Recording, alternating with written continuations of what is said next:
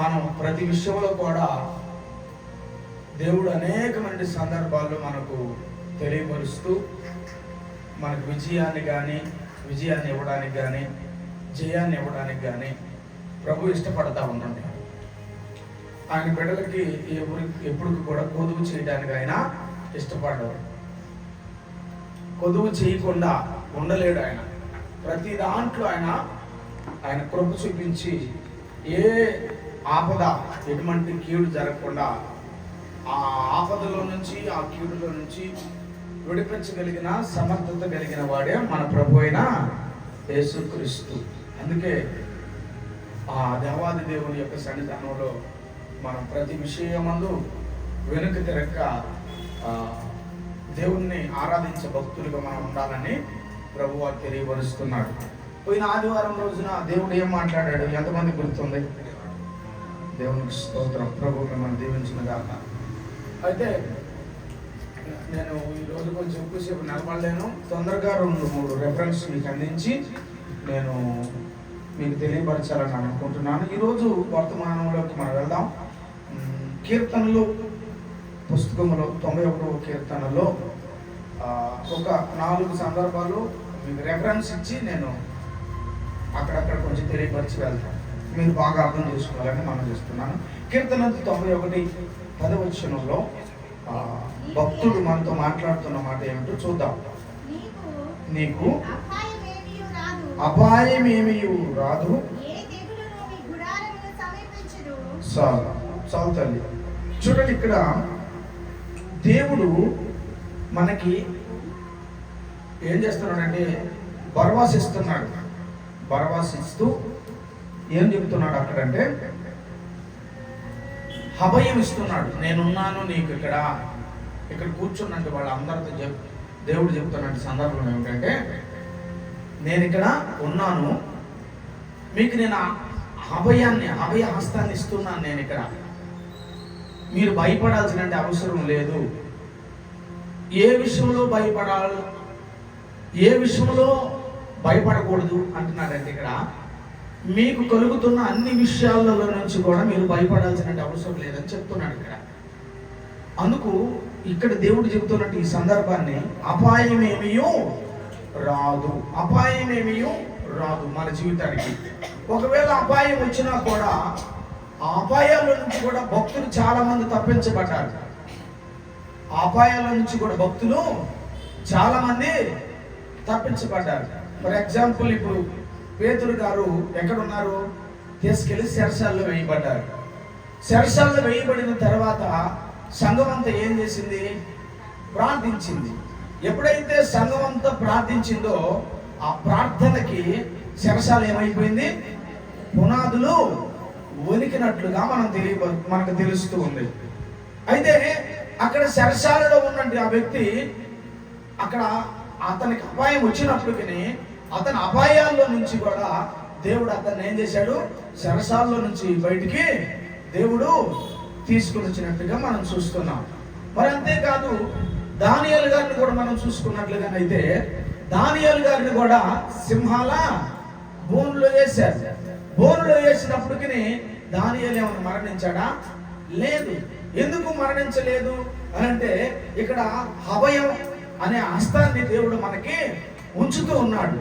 ఈ యొక్క భరవస్సును మనకిస్తూ, నీకు అపాయమేమి రాదు, ఏ కీడు నీకు సమీపించదు, నీ మార్గంలో నేనున్నాను అని మనకు భరవసిస్తున్నాడు మన దేవుడు.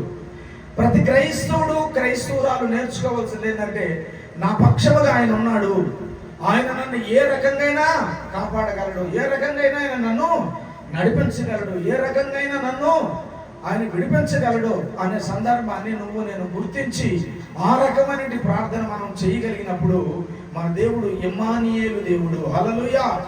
మన దేవుడు ఎలాంటి వాడు? ఇమ్మానుయేలు. ఈ ఇమ్మానుయేలు మనల్ని కాపాడేవాడు అని దాని భావాన్ని మనకి ఉచ్చరించబడుతుంది, తెలియపరుచబడుతుంది. సంఘంలో చేర్చబడిన ప్రతి కుటుంబంలో చూడండి, గుర్తుపెట్టుకోండి, ప్రతి కుటుంబంలో ఒక్కొక్క కొదువు కనపడతానే ఉన్నది. అది నష్టమా, అప్ప, అనారోగ్యమా, లేకపోతే భర్త భార్యను హింసించటమా, లేకపోతే భార్య ద్వారా భర్త హింసించబడటమా, కుటుంబంలో ఏదో ఒక తుఫాను, ఏదో ఒక పెనుగాలి అనేది ఖచ్చితంగా కుటుంబం అన్నాక కుటుంబాల్లో ఖచ్చితంగా అవి కనబడతా ఉంటాయి. అయితే ఇక్కడ మనం తెలుసుకోవాల్సిన సంభవాసన ఏమిటంటే, దేవుడు ఎంతగా ఈ మాట మనకు తెలియపరుస్తున్నాడు కాబట్టి ఈ మాటను పట్టుకొని మనం ఎప్పుడైతే గట్టిగా ప్రార్థన చేయగలుగుతామో ఆ క్లిష్టమైన పరిస్థితుల నుంచి దేవుడు మనల్ని కాపాడుకుని ఒడ్డుకు తీసుకెళ్ళగలిగిన సమర్థత కలిగిన వాడు మన దేవుడు అనే విషయాన్ని ఇక్కడ మనకి ఏం జరుగుతున్నాడంటే భరవాసనిస్తున్నాడు. ధైర్యము దేవుడు సెలవిస్తున్నాడు, ధైర్యం చెబుతూ ఉన్నాడు. ఇంతవరకు కృంగిపోయావు, ఓకే, దేనికి కృంగిపోయావో? నీ స్థితిని మార్చుకోలేని స్థితిగా ఉన్నావు, నీ బ్రతుకును మార్చుకోలేని స్థితిలో ఉండి ఈ లోకానుసారమైన జీవితాన్ని నువ్వు అనుభవిస్తూ ఆ ప్రకారంగా నువ్వు నడుస్తున్నావు కాబట్టి నీ కుటుంబం పీడించబడుతుంది, నీ కుటుంబం దౌర్భాగ్య పరిస్థితిగా మార్చబడింది. ఇప్పుడు నువ్వు చేయాల్సిన పని ఏమిటంటే నీ యొక్క పరిస్థితిని మొత్తాన్ని దేవునికి నువ్వు అప్పచెప్పగలిగి ఆ మాట నువ్వు అనగలిగితే దేవుడు నీకు భరవాసిస్తున్నాడు. నీకు అపాయం రాదు, ఏ కీడు నీకు సమీపించదు, నీ మార్గములు నేను తోడుండి నిన్ను బయటికి తీసుకొని వస్తాను అని నీకు ప్రమాణం చేస్తున్నాడు. మొట్టమొదటి మాట, నీకు అపాయమేమీ రాదు. రెండో మాటను మనకేం చెప్తున్నాడంటే ఒకసారి చూడండమ్మా, ఫిలిప్పీయులకు రాసిన పత్రిక 4వ అధ్యాయం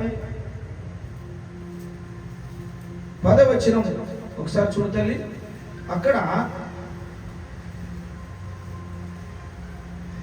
ఇంకా నీకు అపాయం రాకుండా చేసి అక్కడ ఏం చేయబోతుండో చూద్దాం. 4:9-10 నన్ను గురించి నన్ను గురించి ఎన్నాళ్ళకు మీరు సంతోషించుతుంది. 19వ వచనం చదువుతామా ఒకసారి. 19వ వచనం చదువు అదే మాట. దేవుడు తన ఐశ్వర్యము చొప్పున క్రీస్తు యేసునందు మహిమలో మన ప్రతి అవసరతలు ఇక్కడ తీరుస్తూ ఉన్నాడు. దేవునికి స్తోత్రం. రెండో మాట ఏమిటంటే, నీ కుటుంబానికి ఎటువంటి కొదువు లేకుండా చేస్తానని ప్రభువారు సెలవిస్తూ ఉన్నారు. ఏం చెప్తున్నారు ప్రభువారు? ఏం చెప్తున్నారు? నీ కుటుంబానికి ఏ కొదువు లేకుండా నేను చేస్తాను అని దేవుడు మనకి ఇక్కడ మరొక మాటను మనకి తెలియపరుస్తున్నాడు. కొదువు ఉండదట, నీ కుటుంబానికి కొదువు లేకుండా చేస్తానన్నాడు. కొదువు లేకుండా దేవుడు చెయ్యాలి అని అంటే దానికి తగిన ఫలితాన్ని కూడా మనము పొందాలి.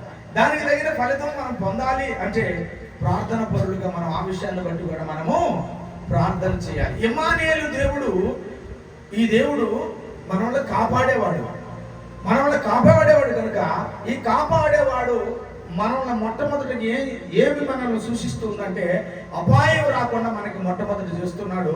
రెండవది, నీకే కానీ, నీ భర్తకే కానీ, నీ కుటుంబానికి కానీ, నీ పిల్లలకి కానీ నీకు కావలసిన కొదువు ఏమన్నదో. నీకు బట్ట కొదువు ఉన్నదా, అనారోగ్యం కొదువు ఉన్నదా, లేకపోతే పిల్లల ఫీజు కొదువు ఉన్నదా, లేకపోతే ఇంకా చెప్పండి, మీకు కావలసిన ఐటమ్స్ ఏమైతే కొదువు ఉన్నదో ఆ కొదువును నేను ఖచ్చితంగా తీరుస్తాను అని ఇక్కడ దేవుడు మనకు మాటిస్తున్నాడు.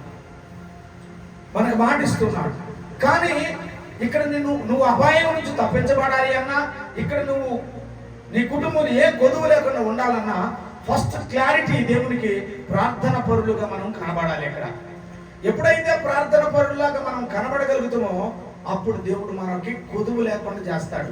చూడండి, ఇశ్రాయేలు ప్రజలు ఐగుప్తు దేశంలో మగ్గిపోతూ ఉన్న సందర్భంలో మగ్గిపోతూ, గుల్లిపోతూ, కుమిలిపోతూ, కృషించిపోతూ, మా తాత ముత్తాతల సమాధులు ఇక్కడ అయిపోయి మా సమాధులు కూడా ఇక్కడేనా అని హింసపడుతూ, రోధిస్తూ, వేడుస్తూ, దేవుని సన్నిధానంలో అఘోరిస్తూ దేవునికి మొరపెడుతూ ఉన్నారు ఇశ్రాయేలు ప్రజలు. ఎప్పుడైతే మొరపెట్టము దేవుడు విన్నాడో దేవుని సన్నిధి ఇశ్రాయేలు ప్రజల మధ్యలోకి దిగిపోయి ఇదిగో మీకు ఏ కొదువు అయితే ఉన్నదో ఆ కొదువుల నుంచి నేను విడిపించేదాని కొరకు ఈ అపాయం నుంచి నేను మిమ్మల్ని విడిపిస్తున్నానని చెప్పేసి ఆ ఇశ్రాయేలు ప్రజలని ఐగుప్తుల నుంచి దేవుడు విడిపించి వాళ్ళందరిని కూడా కొదువు లేనటువంటి వారిగా ఎర్ర సముద్రము దాటించండు, బండ నుంచి నీళ్ళు ఇచ్చిండు, అవసరమైతే బూరెలు కురిపించండు, ఇంకా అనేక మంది సందర్భాలు తెలియపరుస్తూ వాళ్ళకి కొదువు లేకుండా, కొరత లేకుండా వాళ్ళని ఆయన నడిపించేటట్టుగా దేవుడు చేయగలిగాడు. ఈ రోజు మనం కంప్యూటర్ కాలంలో ఉన్నాం. ఈ రోజు మనం అనేకమైన సందర్భాల మధ్యలో మనం ఉన్నాం కనుక ఈ రోజు దేవుడు అనేకమైన సందర్భాల గురించి తెలియపరిచేదాని కొరకు నీ ఇంట్లో ఏది కావాలో, నీ ఇంట్లో ఏది అవసరమో అవసరతను తీర్చేదాని కొరకు ఆయన క్షుణ్ణంగా చూస్తున్నాడు. నువ్వేం అడిగితే అది నీకు ఇవ్వాలి అని. దేవునికి స్తోత్రం. హల్లెలూయా, హల్లెలూయా. ఎందుకంటే మన దేవుడు మొట్టమొదట ఏం చేస్తాడంటే మనకున్నటువంటి అపాయాన్ని తొలగిస్తాడు. అపాయం తొలగించిన తర్వాత మనం తెప్పరిల్లు కొనగలుగుతాం. మనం ఎప్పుడైతే తెప్పరిల్లు కలుగుతామో తెప్పరిల్లు కొలుగలిగిన మరో క్షణం నీకేం చేస్తాడంటే నీకు ఏది కొదువుగా ఉన్నది, నీ కొదువు అవసరం ఏముంది, నీ కుటుంబంలో ఏం ఇబ్బంది ఉంది, నీ పిల్లలకి ఏ ఇబ్బంది ఉంది, నీకు ఏ ఇబ్బంది ఉంది, నీకు ఏ సమస్య ఉంది, ఈ సమస్యను కానీ క్షుణ్ణంగా కళ్ళు మూసుకొని ప్రభు దగ్గర నువ్వు ప్రాధేయపడి అడగగలిగితే నీ కొదువును కూడా ఆయన పూర్తిగా తీర్చేదాని కొరకు ఆయన సిద్ధంగా ఉన్నాడు. మనుషుడైతే మాట తప్పొచ్చు, దేవుని బిడ్డలారా, ఒక మాట చెప్పి వెళ్ళిపోవచ్చు. కానీ మన దేవుడు సర్వశక్తి కలిగిన దేవుడు, ఆయన చెప్పిన మాట చేయగలిగిన సమర్థత కలిగిన దేవుడు మన దేవుడు. కాబట్టి ఆయన చేయగలడు, ఆయన మాటిస్తే తప్పనివాడని అనేకమైన లేఖనాలు మనకు తెలియపరుస్తున్నాయి. భర్త తప్పొచ్చు, భార్య తప్పొచ్చు, పిల్లలు తప్పొచ్చు, బంధువులు తప్పొచ్చు, ఇస్తానన్న వాళ్ళు ఈగపోవచ్చు. కానీ నీకు మాట కానీ ఆయన ఇచ్చి కానీ ఉంటే నీకు కొదువు లేకుండా నీ కొదువును తృప్తిగా తీర్చి నిన్ను ముందుకు నడిపించగలిగిన వాడే మన ప్రభు అయిన యేసుక్రీస్తు ప్రభువారు. ఆయన పేరు ఇమ్మానీయులు, దేవుడు. హల్లెలూయా. ఆ దేవుడు మనకి చెప్తున్నట్టు మాట, ఇదిగో నీకున్నట్టు పరిస్థితులన్నిటి విషయంలో కొదువు లేకుండా నేను నీకు చేస్తాను, కొదువు లేకుండా నేను నడిపిస్తాను, కొదువు లేకుండా నీకు సమృద్ధిని నేను కలుగు చేస్తాను అని చెప్తూ అపాయంలో ఉన్న నిన్ను, రక్షణ లేకుండా ఉన్న నిన్ను, దిగులు తరంతో ఉన్న నిన్ను, బాధలో ఉన్న నిన్ను, కన్నీళ్ళ మధ్యలో నలిగిపోతున్న నిన్ను, అనారోగ్యంతో నలిగిపోతున్న నిన్ను ఎవరు పట్టించుకోకపోతే నన్ను ఎవరు పట్టించుకుంటారా అని చెప్పేసి అన్నం నీళ్లు మానేసి ఆ నిద్రపరాలతోనే ఆలోచిస్తూ నిద్రలోకి జారిపోయిన నిన్ను దేవుడు కాపాడి ఈ రోజు అంటున్నాడు, నీకు నేను ఏమన్నాడు, రెండో మాట ఏమన్నాడు, ఏ కొదువు లేకుండా నీకు చేస్తాను, నీకు ఏ కొదువు లేకుండా చేస్తాను. అయితే ఈ కొదువు ఏమిటే మనకు దొరకపోవచ్చు. ఇజ్రాయేల్ ప్రజలు 400 సంవత్సరాల అవతల కూడా వాళ్ళు బాధపడ్డారు. కానీ దేవుడి యొక్క స్వరం ఎప్పుడైతే వాళ్ళు పశ్చాత్తాపడ్డారో అప్పుడు వాళ్ళు విన్నారు. మనకు తెలియకుండానే, గుర్తుపెట్టుకోండి, మనకు తెలియకుండానే మనలో కూడా కొన్ని చేరతాయి. మనకు తెలియదు, నేను మంచిగానే ఉన్నాను అనుకుంటాను, నాలో ఏమి లేదు అనుకుంటాను, నన్ను నేనే బలపరుచుకుంటాను, నన్ను నేనే స్థిరపరచుకుంటాను, నాలో ఏ తప్పు లేదనుకుంటాను. బట్ నేను అనుకునేది ఏంటంటే ఉదయం నుంచి సాయంత్రం వరకు ఎక్కడో ఒక దగ్గర చిన్న పొరపాటు అయినా మనం చేస్తాం. అందుకే ఆ పొరపాటును ఏం చేయాలంటే సాయంత్రం పేజీ తిరిగేసినట్లుగా ఆ పేజీని తిరగేసుకొని, అయ్యా ఇక్కడ నేను కాళ్ళు పడ్డాను, ఇక్కడ నేను ఇబ్బంది పెట్టానయ్యా, ఈ విషయంలో కూడా నేను పొరపాటు చేయకూడదయ్యా, నన్ను క్షమించను కానీ ఆ విషయాన్ని నువ్వు గమనించి గ్రహించి కానీ ప్రభుని అడగలిగితే ప్రభు అంటున్నాడు, నీ ప్రతి అవసరత నేను తీరుస్తాను. మొట్టమొదటి నీకు అపాయము రాకుండా చేస్తాను, అపాయముల నుంచి నిన్ను విడిపిస్తాను. రెండవది నీకు ఏ కొదువు లేకుండా చేస్తానని నా ప్రభు మాటిస్తున్నాడు. మూడో మాటను నేను మీకు తెలియపరుస్తాను. కీర్తనలు 121 అధ్యాయము 6 నుంచి 8 వచనాలు నాకు త్వరగా వినిపించండమ్మా. చూడండి, పగలు ఎండ దెబ్బ అయినను నీకు తగలకుండా, రాత్రి వెన్నెల దెబ్బ అయినా కూడా నీకు తగలకుండా. చూడండి, అక్కడ కూడా మెన్షన్ చేశాడు ఈ మాట, ఏ అపాయం కూడా అక్కడ నీకు తగలకుండా యెహోవా చూడు నిన్ను కాపాడుతాడట. ఆయన నీకున్న ప్రాణములు కాపాడి నిన్ను తెప్పరిల్ల చేసి ఇది మొదలుకొని నిన్ను నిరంతరము. చూడండి, నీ రాకపోకల యందు దేవుడే నిన్ను కాపాడజాలడు అని చెప్పేసి దేవుడు తెలియపరుస్తున్నాడు. రాకపోకల్లో కూడా ఆయన తోడు మనకు ఉండదంట. అంటే ఈ మాట భావం ఏమిటంటే పగల ఎండ దెబ్బ అయినను రాత్రి వెన్నెల దెబ్బ అయినా తగలకుండా ఆయన మనల్ని కాపాడుతారంట. చూడండి, చాలా మందికి ఎండ దెబ్బ తగ్గుతుంది.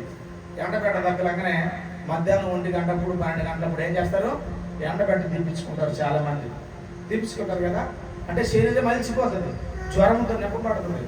అప్పుడు ఏం చేయాలో అర్థం కాని పరిస్థితిగా మార్చబడుతుంది. ఇక్కడ దేవుడు అన్నాడు, నీ రాకపోకల్లో నేను నీకు యెహోవా నిన్ను కాపాడతాడట. రాకపోకల్లో, మన రాకపోకల్లో యెహోవా మనల్ని కాపాడతాడట. దేవుడు కాపాడేవాడు, అక్కడ నుంచి బయటికి తెప్పించేవాడు, అక్కడ నుంచి దేవుడు బయటికి విడుదల తెచ్చేవాడు, కాపాడేవాడు, అన్ని విషయాల్లో కాపాడేవాడు. అందుకే షడ్రక్ మెషక్ అబేద్కర్గో వీళ్ళ ముగ్గురు విషయంలో కూడా వాళ్ళు అగ్ని గుండంలో వేసినప్పుడు కానీ 4వ వ్యక్తిగా వాళ్ళ అందరి మధ్యలో ఆయన నిలబడి చప్పట్లు కొడతాం గట్టిగా. వీళ్ళు ముగ్గురే అనుకున్నారు, వీళ్ళు ముగ్గురమే కదా ఇక్కడ ఈ మంటలో ఇక కాలిపోతాం, ఇంక లేదు మనకి జీవితం లేదు, ఇక మనకి అవకాశం లేదు అని అనుకున్నారు వీళ్ళందరూ. కానీ అక్కడ జరిగినట్టు ఉద్దేశం ఏమిటో తెలుసా? దేవుడు 4వ వ్యక్తిగా వాళ్ళ మధ్యలో నిలబడ్డాడు. దేవుని బిడ్డలారా, నీకు తెలియదు. చూడండి, నీకు ఒక అపాయం వచ్చిందనుకో, అపాయంలో నువ్వు బాధపడతా ఉంటావు, కానీ ఆకాశం నుంచి దేవదూతలు తొంగి చూస్తూ ఉంటుంటారు. నిన్ను తప్పించేదాని కొరకు, నిన్ను విడిపించేదాని కొరకు, నిన్ను కాపాడేదాని కొరకు. ఎన్ని అపాయాల నుంచి దేవుడు మనల్ని విడిపించుంటాడో తెలుసా? జరిగితేనే అమ్మా ఇది నిజంగా జరిగింది కాబట్టి నీకు తెలుసు, జరగకపోతే నీకు తెలియకపోవచ్చు. నీకు తెలియని కూడా దేవుడు తప్పించి ఎన్నో కోకల్లాగా కనపడుతుంటాయి, అవునా కదా? నీకు తెలిసి నీ కొన్ని అయితే నీకు తెలియని ఎన్నెన్నో కనపడుతుంది.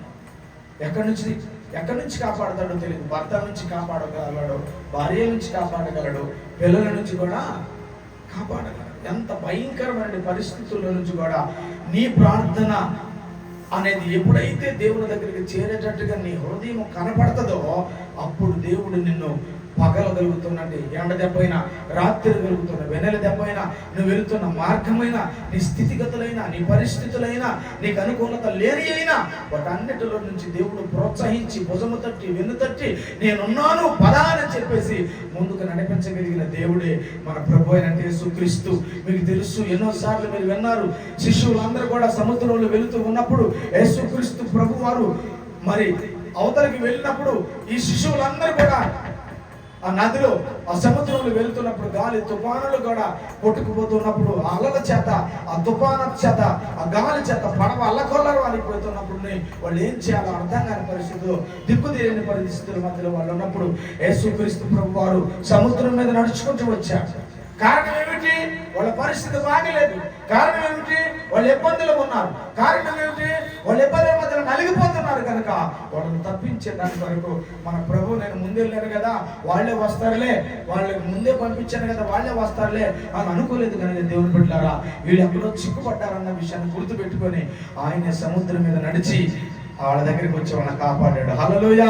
ఆ పరిస్థితిలో అలాంటి అనుభవంలో నువ్వు ఉంటే నిన్ను దేవుడు కాపాడేదాని కొరకు ఇప్పుడే ఆయన సిద్ధపడ్డాడు, నిన్ను నీ కుటుంబాన్ని కాపాడేదాని కొరకు. హల్లెలూయా, హల్లెలూయా.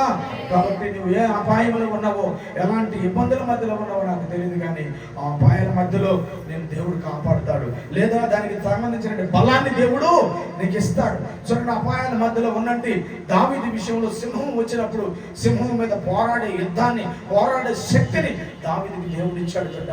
అందుకే సింహాన్ని ఓడించగలిగాడు. సింహం నోట్లో ఉన్నట్టు గొర్రె పిల్లను కూడా అతను కాపాడగలిగే శక్తిని దేవుడు ఇచ్చాడు. అంత శక్తిని నీకు ఇవ్వాలి అంటే ఈ రోజు నువ్వు చేస్తున్న ప్రార్థనలో అపాయం రాకుండా, ఏ కొదువు లేకుండా చేసి, పగల ఎండ దెబ్బైనా, రాత్రి వెన్నెల దెబ్బైనా కలగకుండా నీకు చేసి నీ కుటుంబాన్ని ఇదిగో ఈ సమాజంలో సురక్షితంగా ఆయన కాపాడగలిగేదానికి సమర్థుడు. చప్పటి కొట్టి ప్రభు నామాన్ని మహిమపరుద్దాం. హల్లెలూయా.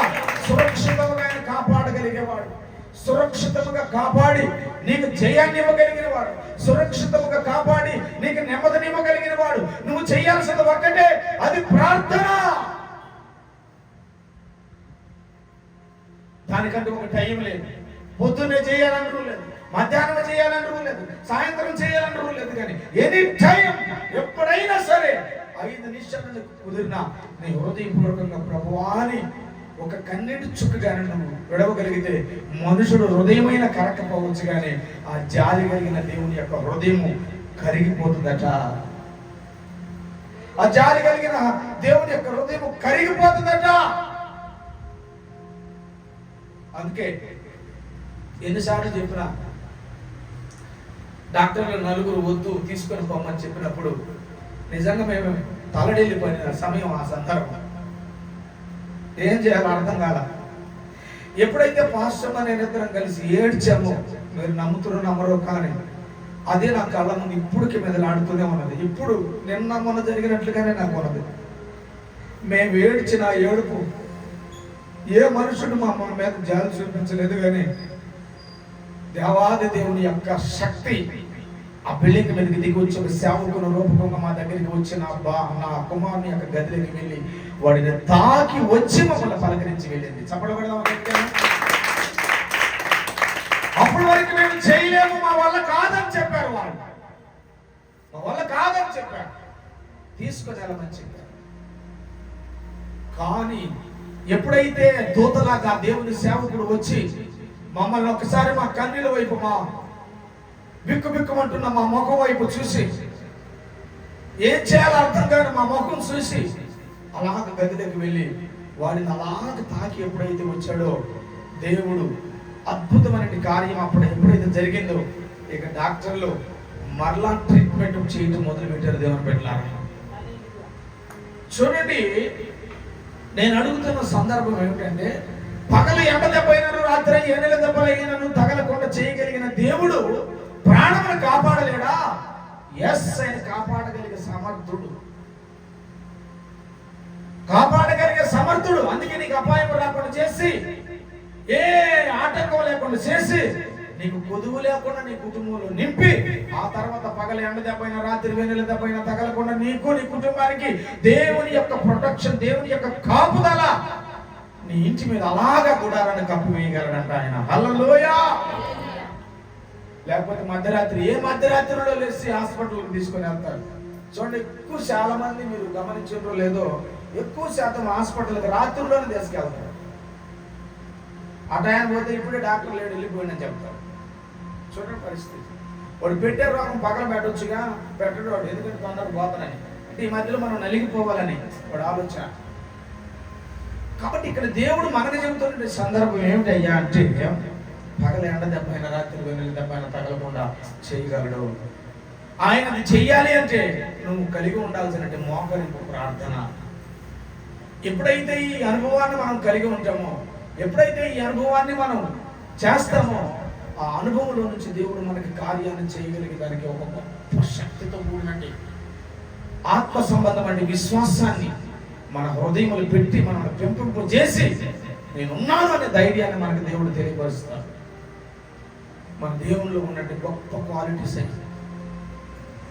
కాబట్టి పగలు ఎండ దెబ్బైనా రాత్రి వెన్నెల దెబ్బైనా, మళ్ళీ చదువు మా 8వ వచనం చదువుతాను ఒకసారి. ఇది మొదలుకొని నిరంతరము, చూడండి, నీ రాకపోకల యందు దేవుడే నిన్ను కాపాడుతాడంటే, మనుషులు కాదు కాపాడేది, దేవుడే దేవుడే దేవుడే. ఇప్పుడు నేను అదే అంటున్నాను కదా, ఏమంటున్నాను? మా వల్ల కాదు, తీసుకొని వెళ్ళమని చెప్పారు. మేము ఏమేమి ట్రీట్మెంట్ చేసామో ఆ ట్రీట్మెంట్ మొత్తం నీకు రాసిస్తాం, ఎక్కడికైనా తీసుకొని వెళ్ళండి అని చెప్పారు. అంటే మా వల్ల కాదు, చేతులు ఎత్తేసారు. కానీ ఇక్కడ దేవుడు ఏమంటున్నాడు? యెహోవానే కాపాడగలడంట. ఆయన తప్ప కాపాడగలిగేవాడు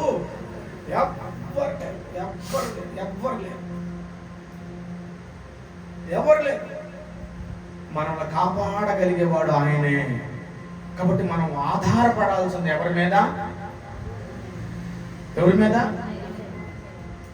మీద ఆధారపడాలి? దేవుని మీద. కొంతమంది భర్త మీద ఆధారపడతారు, కొంతమంది పిల్లల మీద ఆధారపడతారు, కొంతమంది జాబుల మీద ఆధారపడతారు, ఏమండి, కొంతమంది డబ్బు మీద ఆధారపడతారు, కొంతమంది ఇంకా ప్రాపర్టీ మీద ఆధారపడతారు, ఆస్తుపాస్తుల మీద ఆధారపడతారు. దేవుడు ఒక్కసారి అలా కనుగొట్టాడు అనుకో, ఏపు జీవితం ఏమైపోయింది చెప్పండి. ఊజు దేశంలో అలాంటి యథార్థవంతుడు లేడట. ఆ యథార్థవంతుడు పెద్ద రాజు, అనేక మంది ఆయన దగ్గరికి వచ్చి సలహాలు తీసుకునేవాడు. అలాంటి వాడు ఏమైపోయాడు? ఈడిపోయాడు ఒక్కసారిగా. కానీ ఈడిపోయినా అతను హృదయంలో ఉన్న మర్మాన్ని మాత్రం ఆయన మర్చిపోలేదు. చూడండి, ఎప్పుడైతే ఆయన హృదయంలో ఉన్న మర్మాన్ని ఆయన మర్చిపోలేదో, యోబు కోల్పోయింది ఒక్కటే ఎంత అయితే ఆయన పొందుకుంది చెప్పండి. ఆయన పొందుకుంది అంటే అప్పుడు దాకా ఈయన ఏం చేశాడు? దేవుని మీద ఆధారపడి ఉండడా, భార్య మీద ఆధారపడి ఉండడా? ఇంకా మిగిలిన భార్యలే. పిల్లలందరూ చచ్చిపోయారు కదా, స్నేహితులందరూ వెళ్ళిపోయారు కదా, ఆస్తి అంతా తగలబడిపోయింది కదా, ఇంకేముంది? ఎవరి మీద ఆధారపడుతుంది ఈయన? దేవుని మీద. ఆయన ఒక్కటే అన్నాడు, నేను వచ్చేటప్పుడు ఏం తీసుకురాలేదు, పోయేటప్పుడు ఏమి తీసుకు, నన్ను కాపాడగలిగిన వాడు నువ్వేనయ్యా. కానీ ప్రభు మీదే ఆధారపడ్డాడు కనుక సర్వం ఈడిపోయినా, తన శరీరానికి రోగం వచ్చి చెల్లపెంటతో గీక్కుంటున్నా, సుట్ట ముసి కానీ రాలిపోయినట్టుగా తన శరీరము ఊడి కింద పడుతున్నా, కళ్ళు క్షీణించిపోయి దూరపు సుమ్ము కనబడకపోయినా, శరీరం మీద పురుగులు లుకలుకలాడుతూ పొయ్యిలో ఉన్న భుజాల మీద నెత్తి మీద పోసుకుంటున్నా ప్రభువాని ఎదురు చూస్తాడు అంటండి. అంత ఓపిక కలిగిన వాడు చూడండి ఆయన. అసలు ప్రభువా అంటున్నాడంట. ఛీ, దేవుడు ఉంటే నాకెందుకు ఇది, ఛీ, దేవుడు అంటే ఎందుకు ఇది, ఛీ, దేవుడు ఉంటే అదెందుకు? మన స్వభావాలండి. ఆ నిరీక్షణ దేవుడు చూసి రెండంతలు ఆస్తిపరుడుగా ఆయన మార్చాడట. ఈ ఆశీర్వాదాన్ని దేవుడు మనకి ఇవ్వాలని కోరుకుంటున్నాడు. బట్ అందుకే నీకు అపాయం రాకుండా అభయం ఇస్తున్నాడు, నేనున్నాను అని. రెండవది ఏమిస్తున్నాడు? ఏ కొదువు లేకుండా ప్రతి అవసరత తీస్తున్నాడు. మూడవది పగలు ఎండ దెబ్బైనా రాత్రి ఎండ దెబ్బ తగలకుండా నీకు ఆయన తోడు వస్తున్నాడు. చివరి లాస్ట్ మాటని నేను చదివి ముగిస్తాను. ఎఫెసీ 3:20. నాలుగవది నీకు ఏమి ఇచ్చిస్తున్నాడో చూడండి. మనలో కార్య సాధకమైన తన శక్తి చొప్పున మనము అడుగు వాటి కంటేను, మనం ఊహించే వాటి కంటేను అత్యధికముగా చేయగలిగే శక్తి కలిగిన దేవునికి క్రీస్తు యేసు మూలముగా సంఘములో సదాకాలం అంటండి. ఒక రోజు, 2 రోజులు, 3 రోజులు కాదంటండి. అంటే ఈ 4వ మాట ఏమిటంటే అత్యధికముగా చేయగలిగిన శక్తి కలిగిన దేవుడు మన దేవుడు. హల్లెలూయా. కొదువు లేకుండా అత్యధికముగా నీకు చేయగలడు. ఇప్పుడు నువ్వు పేదరికంలో ఉండొచ్చు, ఇప్పుడు 3 పూట్ల అన్నం నీకు సరిగ్గా దొరకకపోవచ్చు, లేకపోతే కొదువు, నీకు కట్టుకునే బట్టలు కొదువుగా ఉండొచ్చు, లేకపోతే పిల్లల ఫీజు కట్టుకోలేని స్థితి ఉండొచ్చు, లేకపోతే ఇంకా అనేకమైన విషయాలు నువ్వు దిగజారిపోయిన స్థితి నీకు ఉండొచ్చు. బట్ దేవుడు ఇక్కడ అంటున్నాడు, కానీ ఇప్పుడు మాత్రం అత్యధికముగా నేను మీ అందరికి చేయబోతున్నాను. చెప్పడం గట్టిగా. అత్యధికముగా మీ జీవితాలను నేను వెలిగించబోతున్నాను. కొదువు లేకుండా నేను చేయగలుగుతున్నాను. రాబోయే రోజుల్లో నీ బిడ్డల పరిస్థితులు నేను ఇంకా అత్యధికంగా చేయబోతున్నాను. ఉన్నతమైన స్థలాల్లో వాళ్ళని నిలబెట్టబోతున్నాను. మంచి జాబ్ చేసే ఆ లక్షణాలు నేను వాళ్ళకి ఇవ్వబోతున్నాను. ఈ రోజులో పూరి గుడిసెలు ఉండొచ్చు, నేను నిన్ను తీసుకెళ్లి 2 అంతస్తులు, 3 అంతస్తులు, 4 అంతస్తుల్లో నిలబెట్టినట్టుగా అంత అత్యధికముగా ఆత్మీయ స్థితిలో కూడా నిన్ను నేను అభివృద్ధిలోకి తీసుకెళ్లేటట్టుగా చేయగలను. ఈరోజు నీ స్థితి కొంచెముగా ఉండను, తొదకది మహా అభివృద్ధిగా మార్చబడేటట్టుగా నేను చేయగలను అంటున్నాడు దేవుడు. ఇక్కడ మన దేవుళ్ళు సర్వ క్వాలిటీస్ ఉన్నాయండి.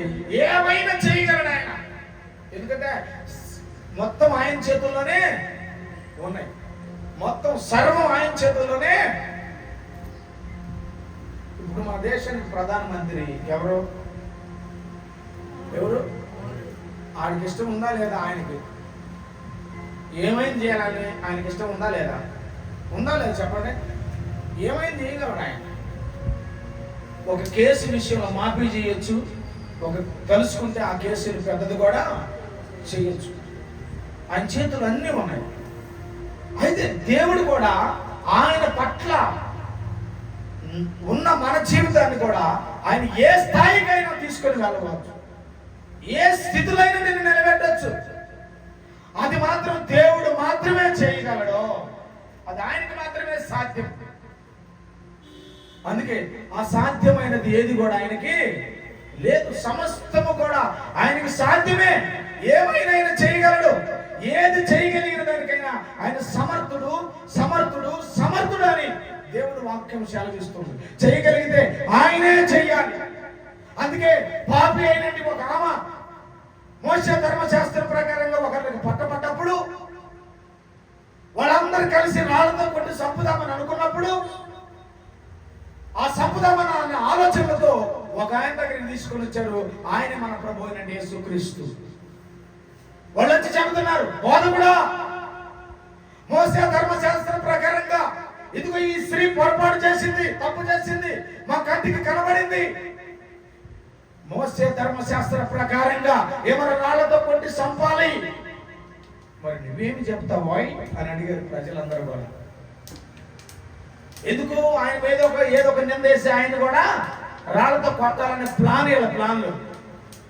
యేసు ప్రభు వారు సర్వం ఎరిగిన వాడు కదా. ఆయన అన్నాడు, ఎస్ నిజమే, మోసే ధర్మశాస్త్ర ప్రకారంగా తప్పు చేసిన ఈమె మీద రాళ్ళు వేయొచ్చు, రాళ్లతో కొట్టి చంపొచ్చు. బట్ మీలో ఎవడు తప్పు చేయలేదు వాడు మొట్టమొదటి రాయేయండి అన్నాడు. కొట్టండి గట్టిగా చంపండి. హల్లెలూయా.